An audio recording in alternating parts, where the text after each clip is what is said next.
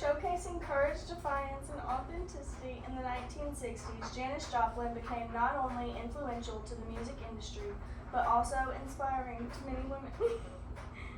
Janis Joplin was born in 1943 in Port Arthur, Texas. Later in life, she attended Thomas Jefferson High School, where although she was bullied, she also found her inspiration for becoming a singer. It was here that Janis fell in love with blues and folk. After graduating in May and shortly attending a technological college in Beaumont, Janis found herself at UT Austin. While there, the campus newspaper wrote an article about her, titled, "She Just Dares to Be Different." Little did she know, in just 9 short years, she would no longer be an outsider, but adored by millions. Janis Joplin broke countless boundaries in the music industry and inspired many women of not only her time, but still today. Janis Lynn Joplin became the firstborn child of Dorothy East and Seth Joplin on January 19, 1943. Following her birth, her parents had 2 other children, Laura and Michael. Janis craved love and attention from a very young age. She grew up attending Port Christian Church of Port Arthur and later went to school at Thomas Jefferson High School. In her teenage years, Janis had acne that resulted in deep scars and became somewhat overweight. She became a victim of relentless bullying throughout her high school career. Janis was friends with the outcasts. Before her death, she described herself as a misfit, saying, "I was a misfit. I read, I painted." Throughout her adolescence, she admired the works of many blues artists such as Leadbelly, Bessie Smith, and Ma Rainey, who influenced her to sing. In 1960, she graduated high school and continued briefly to a college in Beaumont for the summer. Joplin then transferred to the University of Texas at Austin. While there, she performed with a folk trio named Walter Creek Brothers.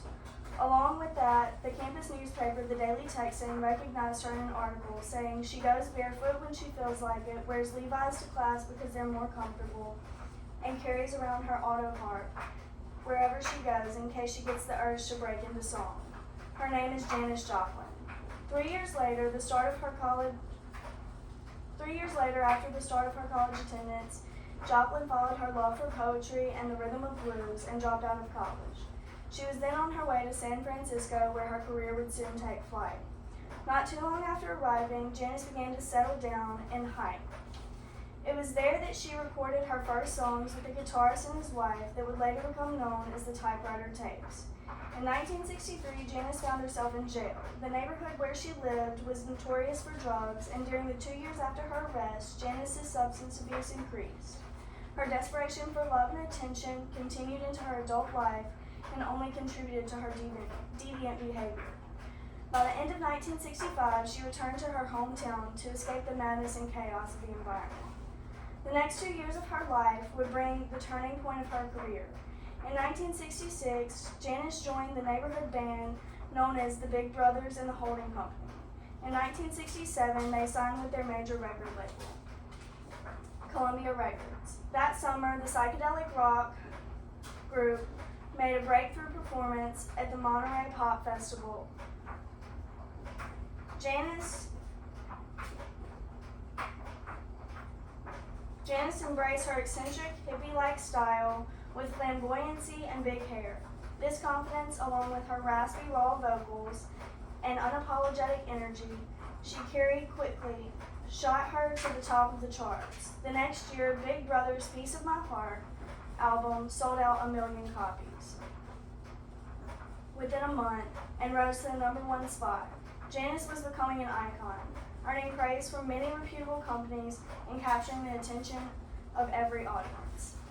In 1969, she departed Big Brother and the Holding Company and formed her own band named the Cosmic Blues Band.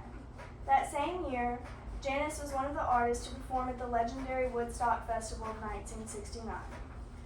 Slightly over a year later, devastating news would shock the devoted fan base of Janis Joplin. The 27-year-old singer was found deceased in her apartment on October 4, 1970. The cause of death was determined to be an overdose on heroin. During her life and beyond, Janis played an extremely influential role in rock and roll. She paved the way for many artists after her. NPR states that mid-1960s San Francisco was her were counterculture musicians. Many became megastars, including Jimi Hendrix, the Grateful Dead, and Santana. But Janis and other female peers found many doubts they could play with the boys.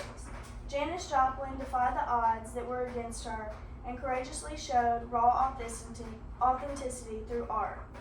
She became, to many women of her time and after, a symbol of female empowerment. Janis inspired women far and wide to break the boundaries as far as musically. Janis.com says, essentially, she invented the rock mama paradigm. Her authenticity on stage and her raw vocals paved the way for future females in the entertainment industry. She also blurred the lines between many different genres of music. This allowed for future artists to expand. Her influence can be seen in such works of artists like Stevie Nicks and Tina Turner. In conclusion, when you find yourself facing boundaries, reminisce on everything Janis overcame and how having confidence in herself allowed her to achieve her goals. Although faced with bullying and torment, Janis Joplin showcased her authentic self to the world. She broke boundaries to achieve her dreams. A quote of hers that stands out says, "When I get scared and worried, I tell myself, Janis, just have a good time." Persevering through adversities to become known to many as the queen of rock and roll and inspire countless women throughout time, Janis shows that confidence, authenticity, and defiance can more often than not defeat nearly every boundary one may face. I think it is important for everyone alike to learn a lesson from Joplin and have courage